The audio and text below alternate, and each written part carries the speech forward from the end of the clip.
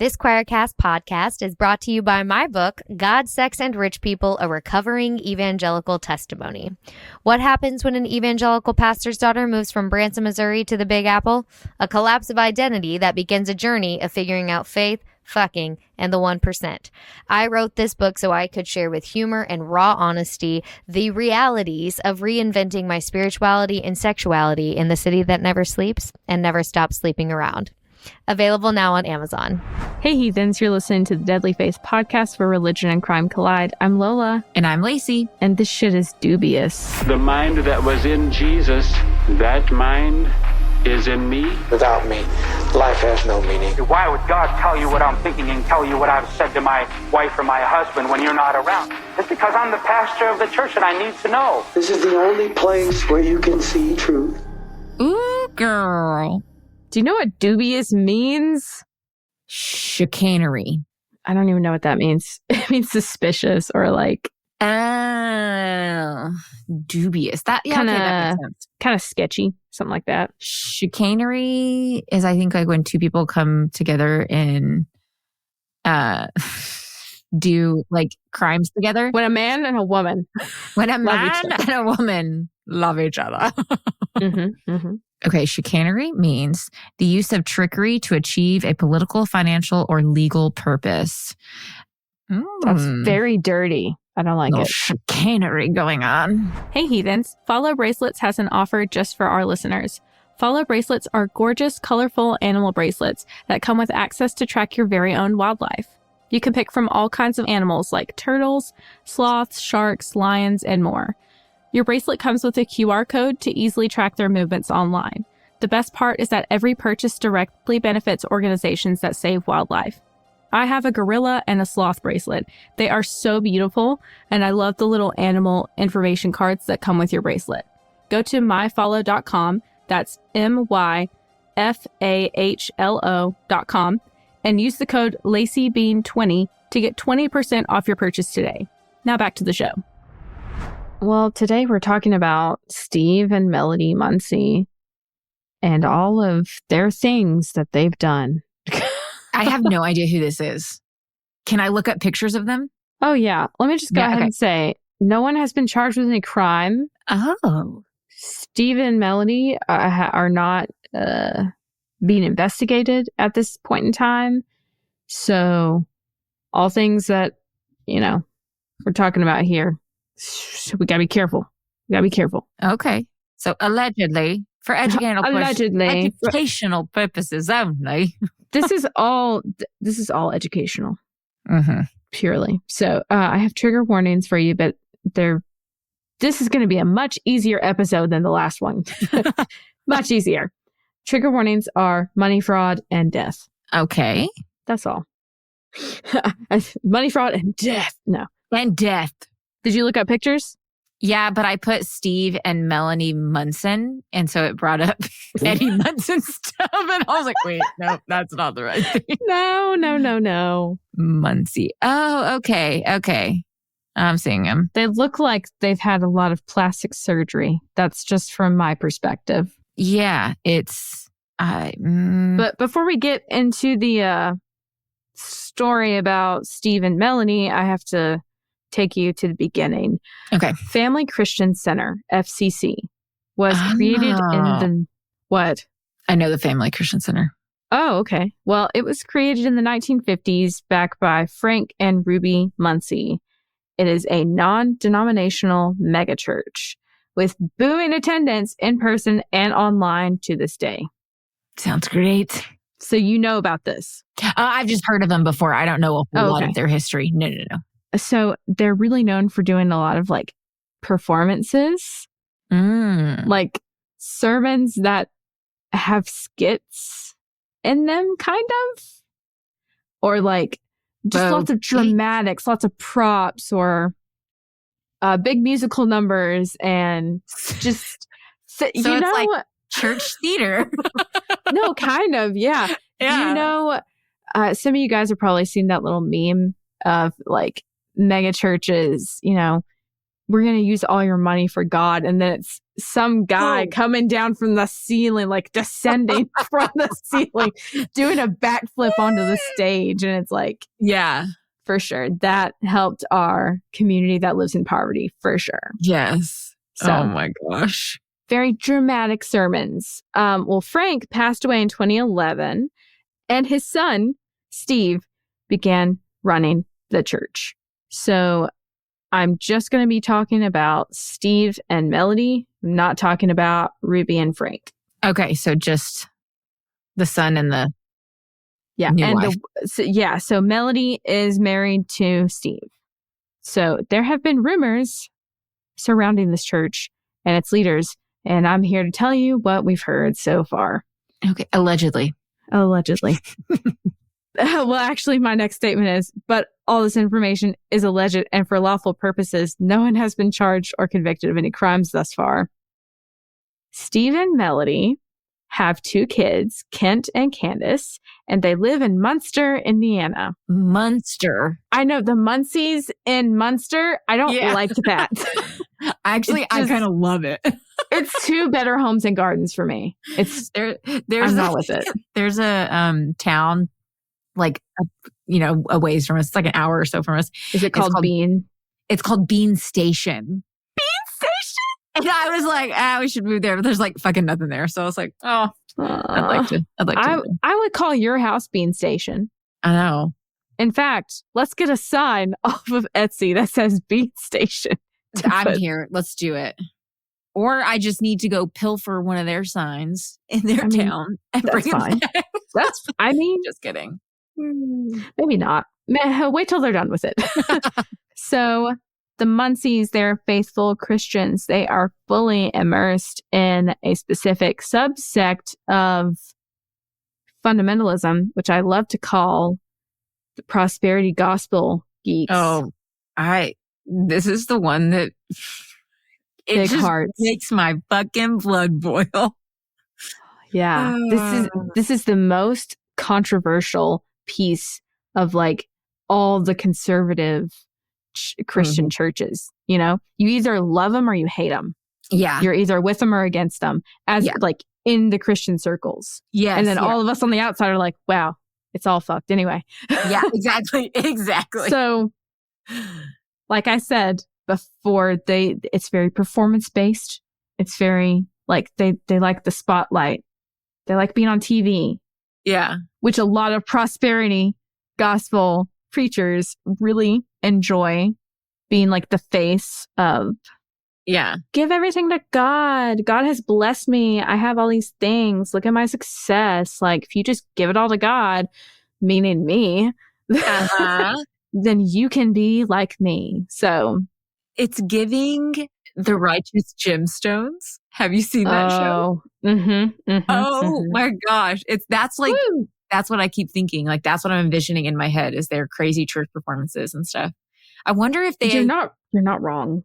I wonder if they built their show off of like they took the FCC for inspiration, and I'm sure other mega churches. You know what? I mean, that's possible. I'm going to do some digging on that later. She said, now we have to know all the connections, all the factors involved with this.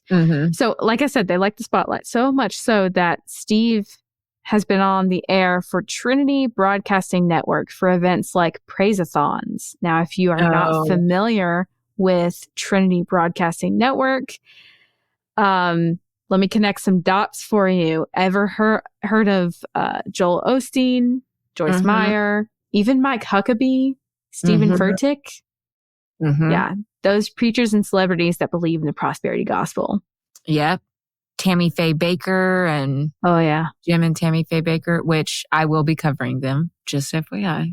Oh, they were on the TVN too. Yeah. So it's lots of praise-a-thons where they raise a lot of money. And so Kyle Butler, we had him on for an earlier episode when we first started recording. And I actually reached out to him and asked him, do you know anything about Steve Munsey and the Trinity Broadcasting Network? Because I remember him saying in passing to me, he used to watch some of those prosperity gospel teachers on TV and stuff. And he was like, oh yeah, I loved him. I watched him so much as a pastor. And it was just, oh no, he was his inspiration. Oh yeah, he was ashamed to say it, but he was like, he cringed, I'm sure. Oh yeah, he's like, I remember those days. Good old TBN. So those preachers and celebrities that believe in the prosperity gospel, are on TBN, and then they're also conveniently rich beyond belief. Love that. They are stupid rich. TBN as a network is no stranger to scandals either, including that of alleged sexual abuse and alleged embezzlement. So there's a lot of heat that comes on to TBN. Yeah. Not only for their teachings, but behind the scenes shit. Yeah. And I think that's especially like the embezzlement kind of stuff. Mm-hmm. And this could be, I could be wrong, so don't quote me on this. I'll probably look into it more when I cover Jim and Tammy Faye Baker. But sure. I think that I don't think there's one Christian broadcasting network, any of those. Uh-huh. There's TBN and there's a few others. I don't think any of those are without some kind of scandal in the last handful of decades. You can't idolize money and God at the same time. Literally, your scripture dictates that. Exactly. And it shows. Mm-hmm. Like in practice, it shows. So but they just justify it and they move the goalpost, and that's just how they're gonna do it. You will never win with prosperity gospel. You will never ever win unless you are the person that is like creating the prosperity gospel. Mm-hmm. Yeah. So it is not the actual gospel. No, it is not. Back to the gospel. No. Let me talk about the sermons that Steve preached, because it can be fine to be dramatic and like be really passionate about what you're speaking on. Mm-hmm. I don't think so with Mr. Steve, with Stevie Boy. One really disturbing sermon that he preached was about Passover offerings, and spoiler alert, Passover has nothing to do with money. I was about to say, yeah. So, but in Steve's teachings, he says, if you give us your money, meaning the church, but also just actually meaning himself, if you give the church your money, you'll have an angel sent to you to do miracles. Your enemies will go away. You'll have more money and healing and a long life. Whoa, that's pretty fucked up. Literally never promised to anyone in any form of like Christian writing at all. So I'm not really sure what's backing up this evidence he's presenting, but very dirty. Well, he's in his own words, he said, God said, don't come empty-handed. But the funny thing is, I remember reading that most people converted by Christ came with nothing and were still deemed, righteous. Yes. Yeah. So, yeah. Where's the...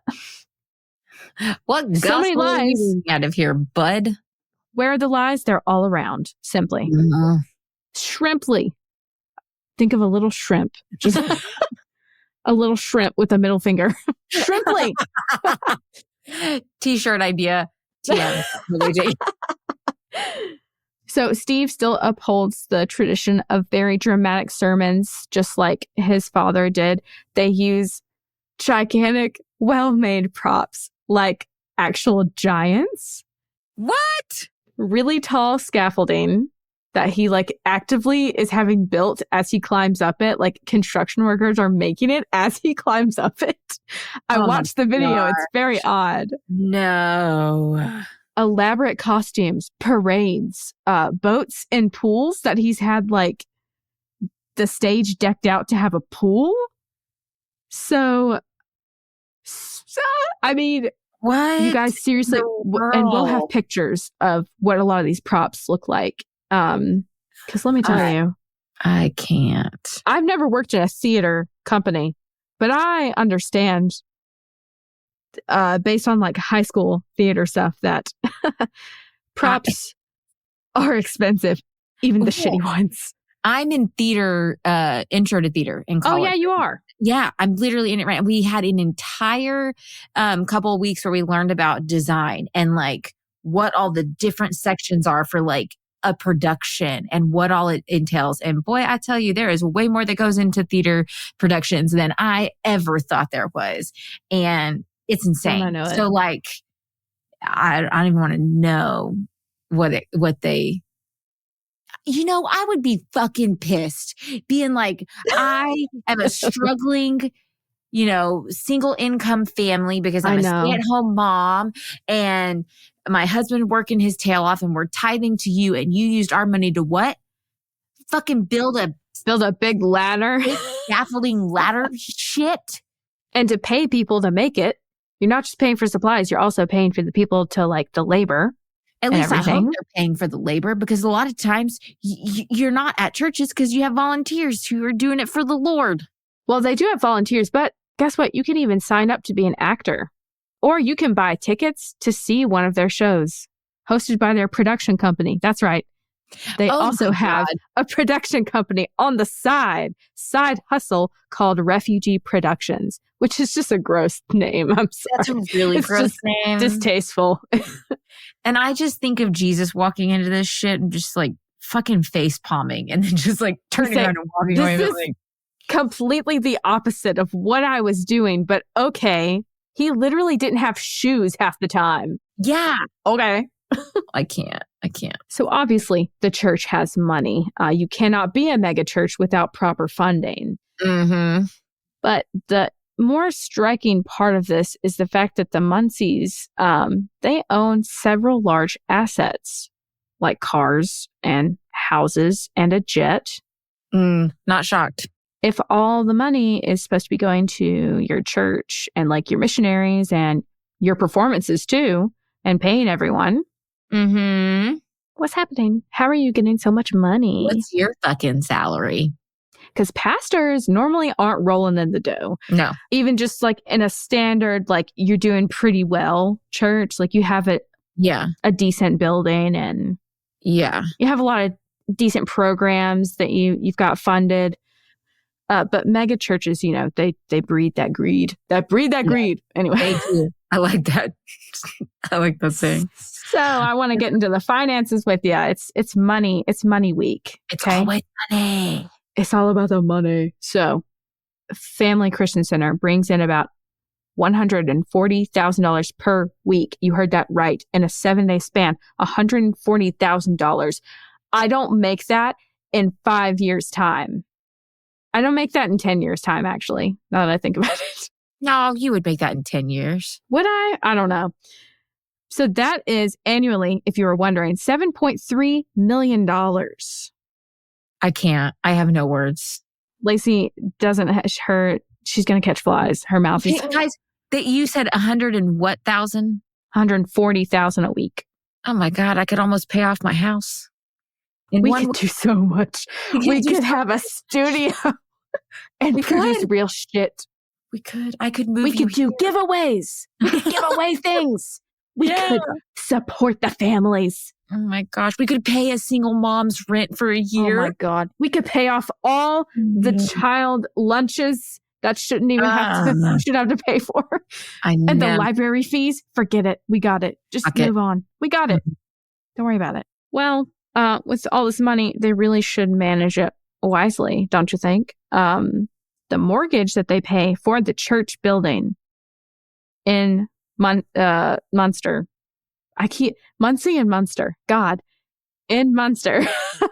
The mortgage that they pay there is $72,000 a month. So that's a big chunk out of their profits, $72,000. Mm-hmm. Not $7,200, $72,000 a month. Oh, and you know who they pay it to? Oh. It's called the Evangelical Christian Credit Union. I didn't know that a Christian credit union was real, but apparently there's a lot of them, and that's who churches have their mortgages through most of the time. Oh, that's weird. I'm learning so much about the financial system of churches. Ooh, that's weird. And the church avoided paying these mortgage payments for a while. They opted to purchase jet fuel, travel expenses, meals, leadership payments, etc. Instead of pay their mortgage? Yeah. You can pay your mortgage and have money left over with 1 week's. It's so easy, you know? It's so easy, right? Why are you not doing that? I'm sorry. I also have the same question. They also own 5 other properties. Now, they're owned by the church. They're not owned by the Munseys. Yeah. Technically. So in 2012, their lawyer encouraged them to turn over all their financial records to a court-appointed administrator. Mm-hmm. The church was looking at possible foreclosure. Well, that happens when you don't pay your mortgage, you know. Yeah. And they couldn't, obviously, they're like, we can't let this happen, because in 2011, they were ranked as the largest church in the country with a weekly attendance of 15,300 attendees approximately. Wow. So this was a big deal. This was going to cut a lot of community from a lot of people. But like, why were you not paying your mortgage? I have questions. You know, and I tried, guys. I tried to talk to Steve and Melody. I tried to talk to Kent, their son. No can do. I tried to talk to some of their congregants. Nothing. I got nothing. No. I tried. Hey, the extra mile. Because I had questions about, now a lot of their financial records are actually out there. You can Google a lot of their documents and see it's not itemized, but you can see everything. So the foreclosure case was actually sealed from the public, but the affidavits are available online. Oh, okay. Steve Munsey received approximately $520,000 in 2011. Think about inflation today. What is that? Did you Google it? No, I can't. I don't want to know, Lacey. No, I have to. Even if you don't want me to say it out loud, I have to know. Okay, what was the amount? $520,000. That's in 2011. It is $727,752. Good God. He made almost $750,000 in 2011. Yeah. Most people don't make that in their fucking lifetime. And Melody gets compensation too. So Melody in the year 2011 made about $202,000. And so they raked in well over $1 million. Well, it was more than that too. Just wait, I have more. But wait, there's more. I meant $1 million today's money, not. Okay, keep going. But they could have made more based off the fact that they owned the other companies like Refugee Productions. In March 2008, the IRS filed $168,000 approximately, a federal tax lien against Steve and Melody. They paid all owed debts by June of 2008. So that's March to June. Of what year? 2008. Oh, okay. Because you said this. Yeah. So I'm just saying that's what they made in 2011. Okay. That's just what we have. Okay. So I'm just giving you a gauge of like what their income was at the time of 2012 when they needed to hand over all their finances. So they already had a lien put against them by the IRS years prior to this, and they paid it. Like, they paid it so quick. Almost no one can pay it that quick, you know? So obviously there's extra money laying around. So like I said, they own 2 other things. So Refugee Productions and City Church Fellowship, CCF, which is weird. FCC, CCF, whatever. Yeah. It's weird. City Church Fellowship is a branch off of FCC. Okay. And it is ran by Kent, the Munsey's son, and his wife, Allie. Okay. So different organization, but all the money is intertwined there. So City Church Fellowship had their tax exempt status revoked in 2012 because they failed to file tax returns 3 years in a row. What are y'all doing? You got money running out every orifice. Why? Are you not paying your bills? Why are you not filing your taxes? Why do you not have an accountant that you pay, that you have on staff? Why? You have money coming out, like you said, every fucking orifice of your body. I know eventually they do. I feel like they did have some people in charge of the money, but I'm not sure if they were accountants. And then like accountants came on board later on because they had to restructure everything. It was a whole shit show. Very difficult to read as someone who doesn't like math. So Refugee Productions owns a Mercedes. It said owns a Mercedes costing $80,000. Not sure exactly what that means, but that's what the file said. That's so like a Mercedes car? Yeah. A Mercedes car. How is it that expensive? It's a car. Well, have you looked at prices these days? No, I haven't. Don't. Okay. It's stupid. All of them. Refugee Productions also is a part owner of a plane that costs them $100,000 a year.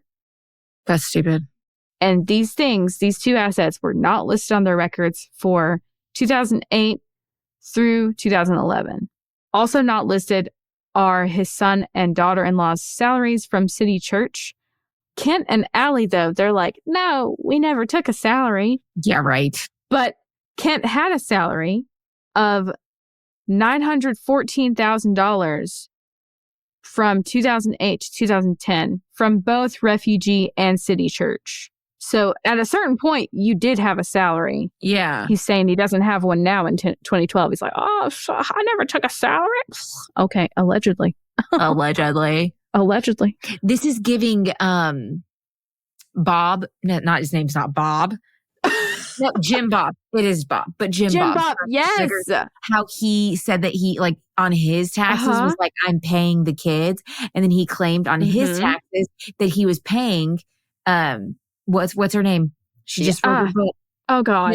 Jill Duggar. Jill? Is it Jill? Okay. Paid Jill. And then Jill and Derek. Yeah, Jill and Derek ended up like getting denied like some kind of loan for or something because it showed they made so much money, and they were like, but they don't have any money because their dad's a fucking crooked ass scam tax evading asshole. I know.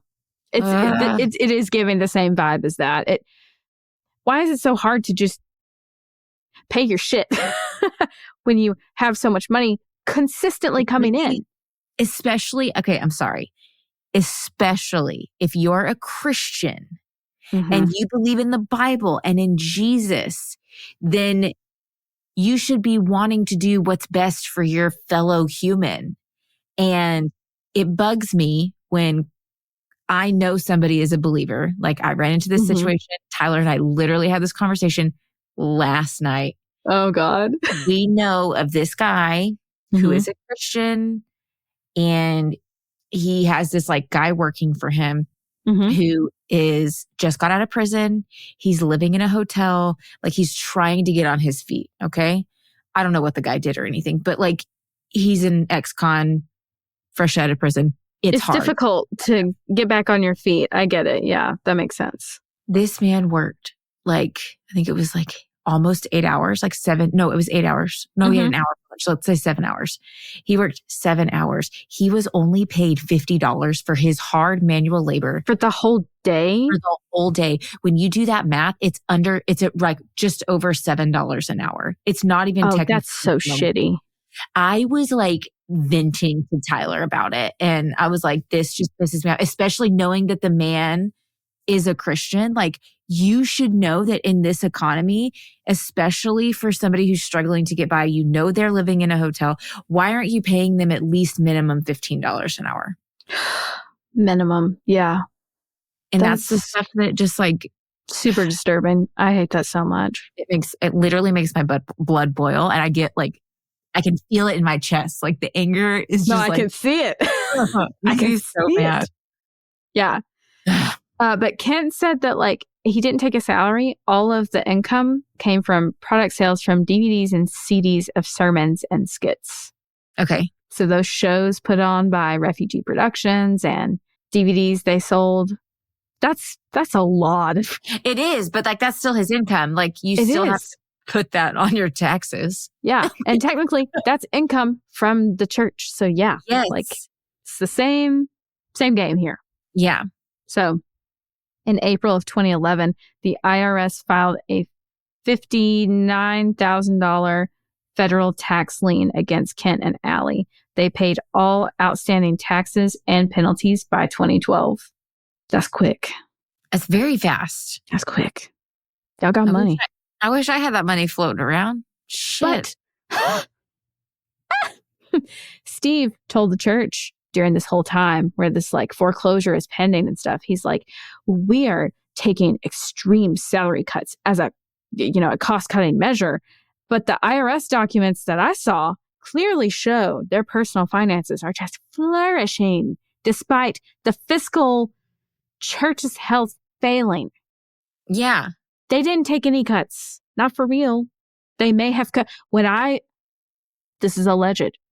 I'm assuming. This is my own opinion, actually. This is just my own opinion. I believe that the other leaderships, the lower rung people in the church, I think they cut their salaries or just laid off people, Oh, that pissed me the fuck off. I wouldn't put it past them.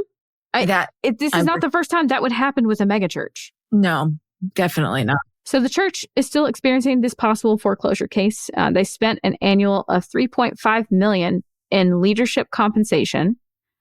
This is just overall what their budget looks like at this point in time in 2012. Okay.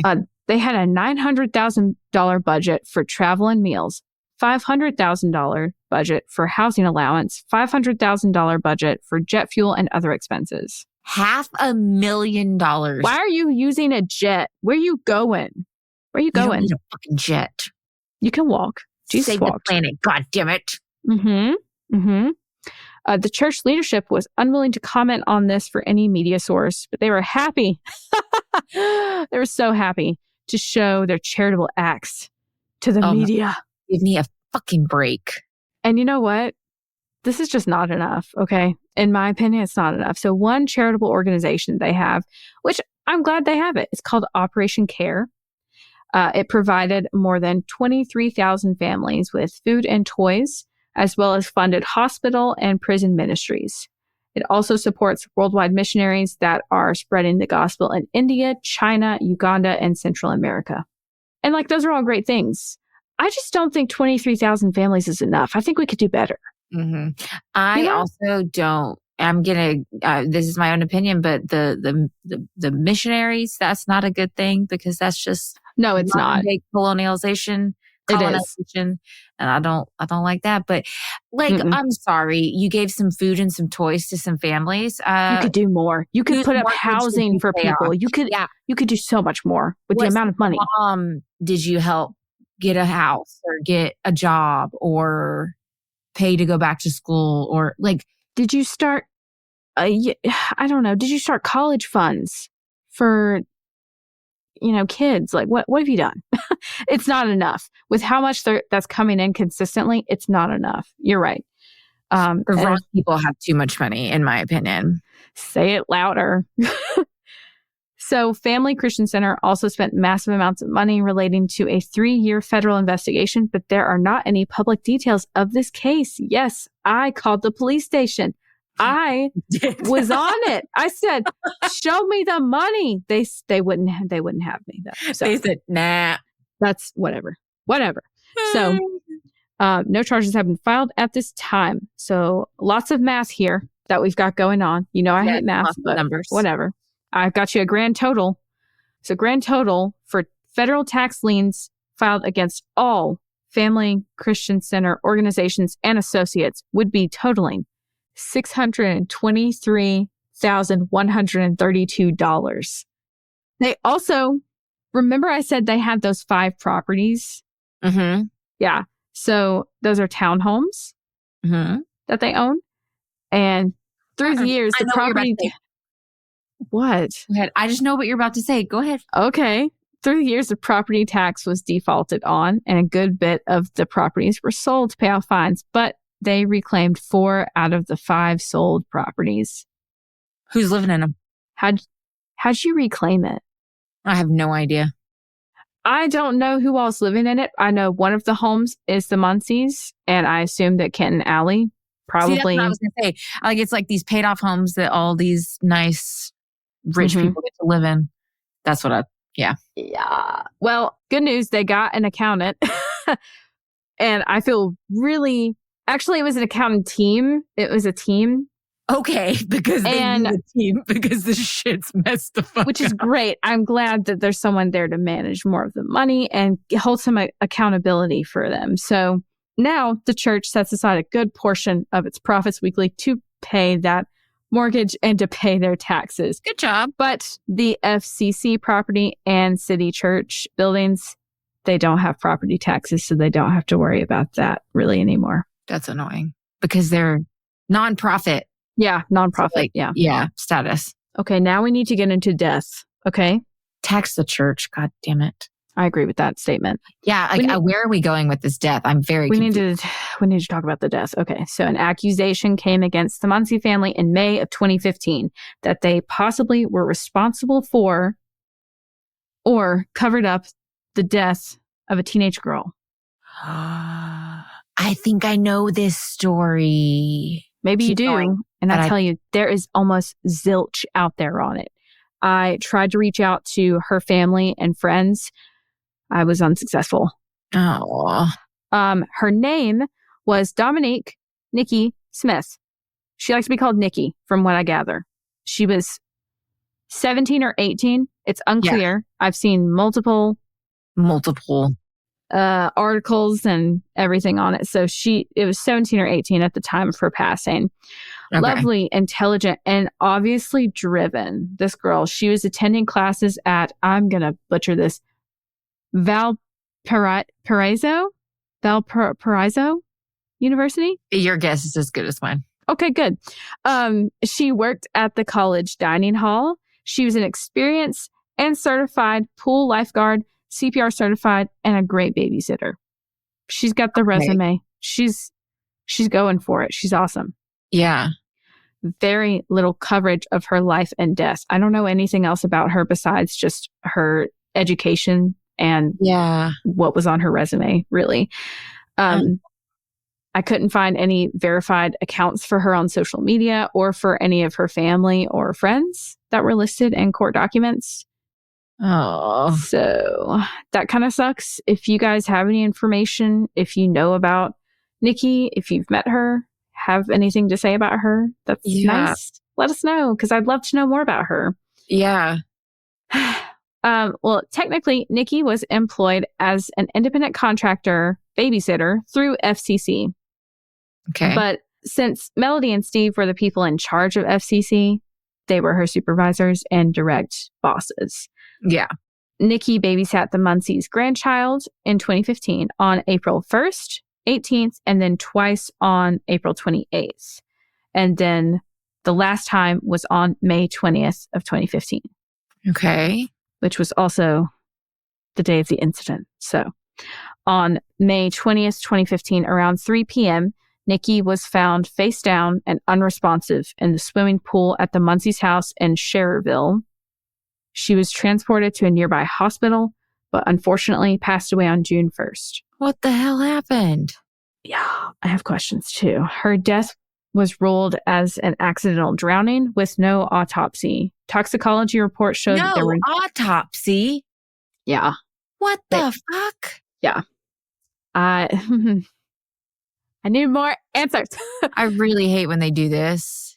It's like, how can you judge that it's an accidental drowning without an autopsy? It's a suspicious death. There should be like no option but an autopsy. I don't get that. Somebody explain this to me, because I don't get it. Well, her toxicology report showed there was no drugs or alcohol in her system, and the medical examiner determined that there was no water in her lungs, and they were donated. Actually, most of her organs were donated, which is an amazing thing. But also, we got nothing to work on now. Hold on. How the fuck did she drown then? Because if you drown, you drown. You inhale water. Drowning because of the presence of water in your fucking lungs. So if she had no water in her lungs, how the fuck did she die? Well, you're asking the same question that her mother and father and stepfather also asked. So what? November 17th of 2016, Nikki's mother, her name is Vicky. It was Vicky Olds, Now it's Vicki Walker, filed a complaint alleging that the Munseys were liable for Nikki's wrongful death. Go girl. Get it. December 16th of 2016, the Munseys filed a motion to dismiss this due to lack of evidence and subject matter jurisdiction. The hell's that Christian of you. Yeah. Vicki believes that Melody, she thinks that Melody's actions were a little odd. So Melody was home at the time of Nikki's passing, and she admitted to this. Melody explained to Vicki that she was asleep upstairs while Nikki was watching her 5-year-old granddaughter at the pool. She was awoken by her granddaughter and told that Nikki was in the pool, and she looked out of the pool, or like out of the window down at the pool section, and saw Nikki floating face down, and said, I saw that her body had left her soul, so there was no urgency, which was not true at all. Remember, she lived days after this. The May 20th to June 1st, she was still in the hospital, comatose, you know? Yeah. So she was still alive. Oh, yeah. Threw the fucking pants off these bitches. No one helped Nikki until the paramedics arrived on scene. And you know how rich people do? They have video surveillance cameras. Well, they had surveillance cameras pointing at the pool section very clearly. You could see the whole thing. Whole thing. Yes. No weird angles. Okay. What is seen on that tape is Nikki swimming in the pool, and then a 15-minute gap in the tape. And then it shows Melody bending down to the edge of the water and waving her hand in the water, then walking away. And then whenever the paramedics arrive, it shows them pulling her out of the water. I don't know what Melody was doing to wiggle her hand in the water. I don't know what that was about. But what about the 15-minute gap? Where the fuck is what's the going 15 on? minutes? Where's the 15 minutes? No. I have more pressing news, okay? Okay, so a video technician working for the Munseys saw the tape and shortly after disappeared for about a week and a half. What the fuck is going on here? So Vicki, you know that mama bear. You know, she's on it. So Vicki reached out. She found out who the tech was. She reached out. She said, what was on it? You got to tell me. Before they disappeared for that week and a half, she texted that technician saying what happened? And he texted her back and said, that's between you and the Munsey's attorney. Keep me out of that. He wouldn't say anything else. He's scared. The Munseys refused to comment on the case to the public, besides saying that they and the entire FCC organization were very saddened by her passing. She was a member of the church. She worked for them. That's all you have to say? That's it? Yeah. That pisses me off. I'm not shocked, but it pisses me off. I tried reaching out to local police department in Cherville to see if I could get any contacts for her case. I know her case is closed since it was ruled an accidental drowning, but I met a lot of dead ends. They were not willing to give me any information. That is all that I have on her death. It was a closed case. What happened to the wrongful death suit? It was dismissed. It was thrown out. Yeah. The judge was paid off. I know that's very conspiratorial. Probably. Okay, come the fuck on. When you're rich, you have your hands in high places. So that would make sense. That poor mother. Something happened. I tried to find her dad. So her mom and dad are not together. Her biological parents aren't together. I tried to find her stepdad because I know he made comments to the media. His name is Anthony. I couldn't find anybody on social media or LinkedIn or anything like that. So if any of you have more information on that family and if they're willing to speak with us, I would love to talk with them more about this and see if anything else can be done. I would do multiple episodes of this if we want to come back to it and try to get more information, help them continue filing lawsuits, because there have been cases where the coroner rules it an accidental death. some sort, but then the family files an actual lawsuit against who they think, wrongful death. And then they win it. And then because they win the wrongful death lawsuit, the police then have means to actually like file something against them. And people are always like, oh, they can't do anything if like the coroner lists it as a accidental death.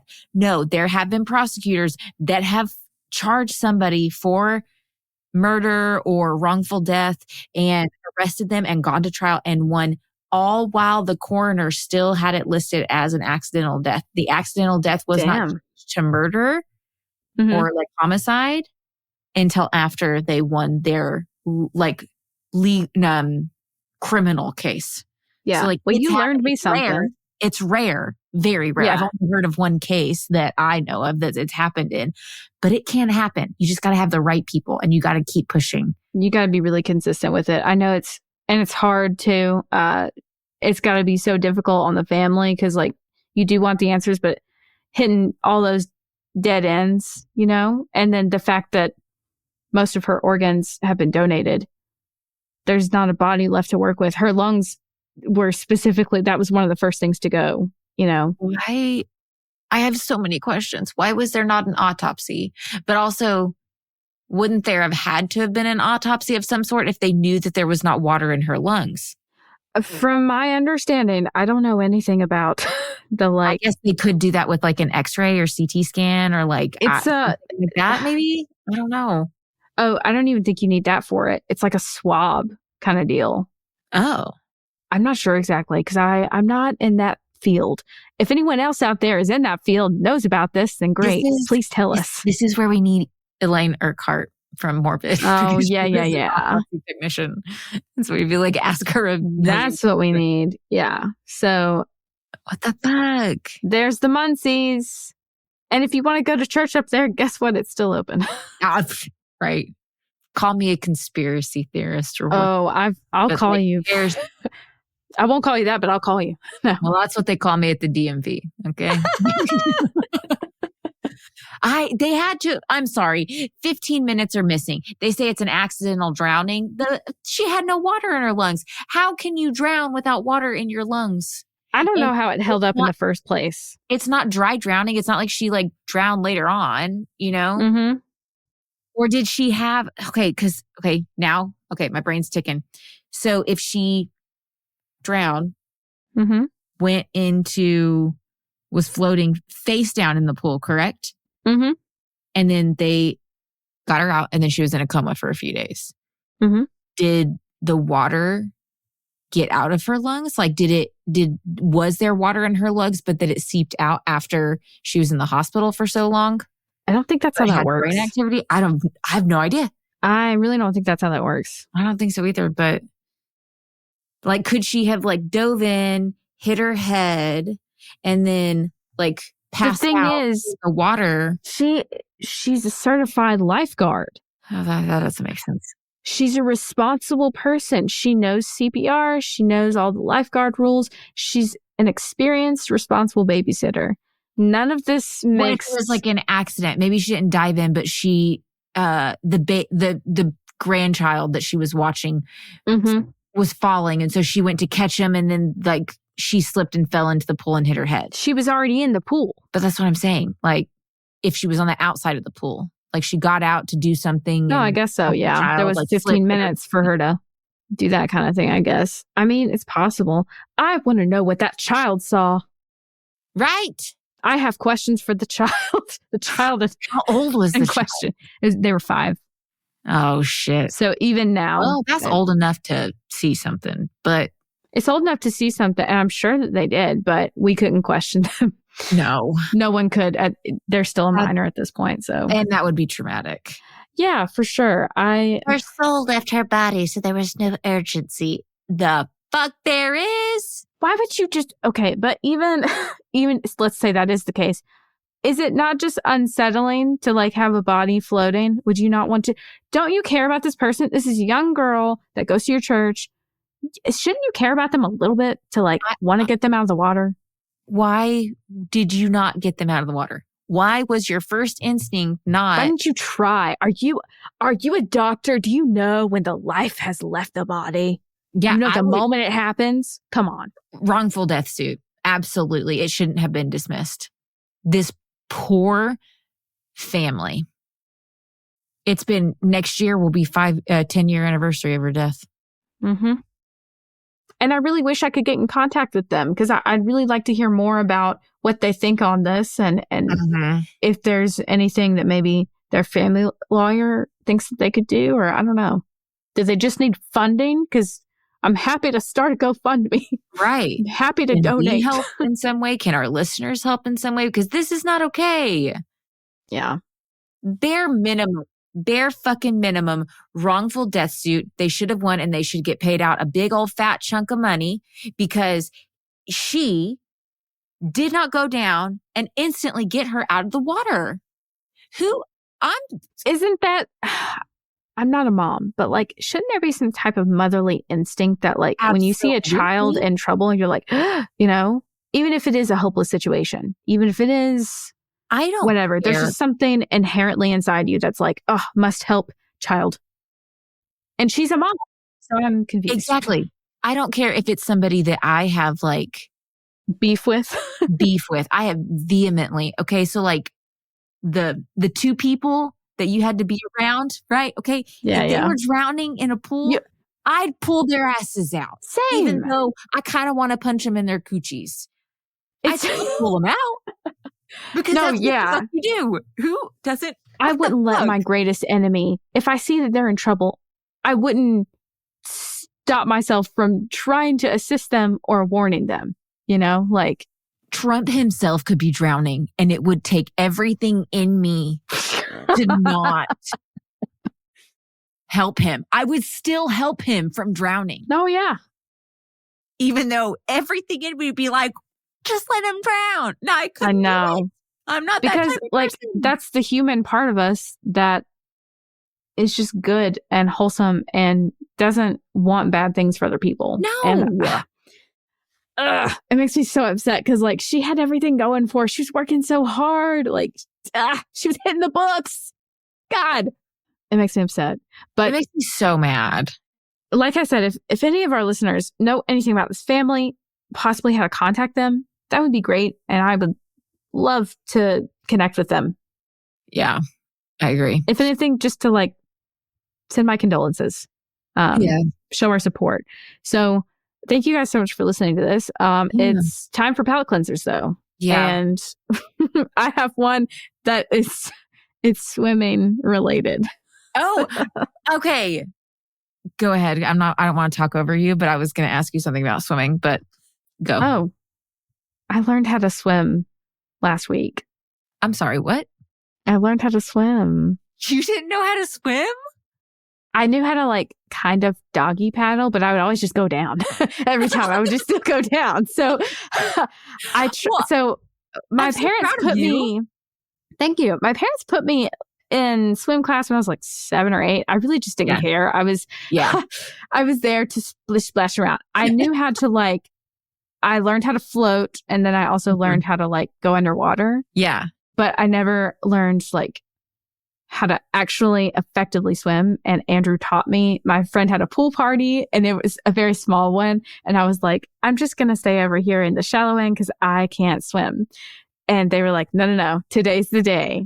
And they made me swim. And then I started just doing laps because I loved it. And I was like, okay, I can do this. And it was awesome. And I think I learned kind of how to tread water. I think there you go. Keep Did practicing. My best. Yes. I was in swim. That was we talked about this right before we started recording.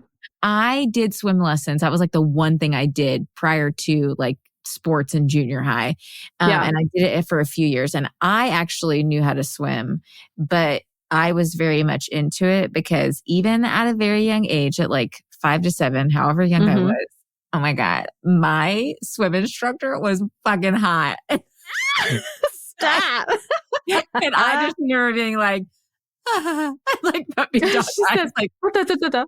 He had all the muscles. He was really tan. He was and he was touching me, helping me float. And I was yeah. You said, okay. So like that's the only thing that like held my attention was only because there was a hot I get it. instructor. That's so funny because my palate cleanser has to do with swimming too. Okay. And I talked a little bit to Lola about this prior, but we took our kids to a water park today and it was super fun. Tyler's been off work for a few days because of the rain. And today was a little bit of a sunnier day. So we just took the day and went and had like a water park near us has like a swimming pool inside and outside and like a couple of really big slides, a lazy river, a fun little like kids section for like Ella because she's too little for the slides. Yeah. And we did that. All of our kids had a whole bunch of fun. Lily's the only one that's like really doing the slides. She's still trying to get that courage, but Lily, our oldest, she's 10 and she's just now getting into swim. And so she starts swim lessons next week and she's really excited. Nice. So they can swim in the sense of like, tread water somewhat, but like for just a few seconds, like they can water. Lily has like really started trying to practice how to float. Actually, all three of them have in our little pool, but they don't have any of the strokes, like none of that. So yeah. So yeah, she starts swim lessons too. Dang, that's awesome. Look at we can all swim together. Yeah. I was going to ask you how that swim party went because I knew you went and then we never talked about it and I went to ask you. It was awesome. We listened to a lot of good music and we all brought some food to it, some like charcuterie stuff and the fruit and we got pizza. I brought the sparkling grape juice because I can't have alcohol. Oh, true. It was very good. She also, so the person that hosted it, the pool has like these like fountain things that come off of it. Yeah. So like, I don't know. They were super fun to like put your hand in. And I don't know. I felt like a child. And I wore a 2-piece swimsuit and it was fine. The world did not end. I felt good. I had fun. I didn't think about any of it. Yes. Yeah. I also got sunburned. There you go. It was a good day. Good. It was good. I had a great time. So thank you for asking about that. Yeah. Very good time. I love that. I love it. Excellent. I'm so excited. For those listening, you probably didn't hear my bunnies this time because 2 of them are in the shed outside. Finally. It is a nice shed. So don't think I'm like vanishing. It's not like a shack that's poorly built and decrepit. Tyler built levels for each of the bunnies. So each of them get their own spot and 2 of them went out there today. He's got a little bit left to do on the top one, but it looks phenomenal. They're out there. Our chickens are already laying eggs and they're the tiniest, cutest little whittle-bittle eggs. And they're so cute. Whittly-bittle. Yeah, we had to put one chicken. We had to put one chicken in isolation yesterday because she's a crackhead. She's crazy. I don't know what the fuck she's doing. Same. She goes to the tallest roost bar that we have. Oh, you told me about this one. Yeah. And she just sits there and lays her eggs from like 3.5 feet up. She's homicidal. That's what she is. She's like, here's. I will have no offspring. I shouldn't say that. You're like, she's pro-choice. She's pro-choice. She's like, and that's her choice. My body said, here's the egg. I said, absolutely not. Girl power. We had to put her in the isolation pen and she's not liking that, but we're trying to get her to learn to lay in like some sort of nesting box. So in a box. Now she can't get up high. So we'll see how it goes over the next couple days. She really hates being in there. And I feel bad. She spilt her water twice all over her freaking wood shavings. I'm like, you are being a handful. They do that. It's in protest, obviously. In major protest. Well, thank you guys so much for listening to this episode. Thanks for being who you are. I'm very proud of you. I love you. You're doing a good job. You are. Bitch, you doing a good job. Bitch, you doing a good job. You are doing the best that you can, and that's what counts. The effort is what counts. So with that, stay safe, stay skeptical, and steer clear of the cultish carousel.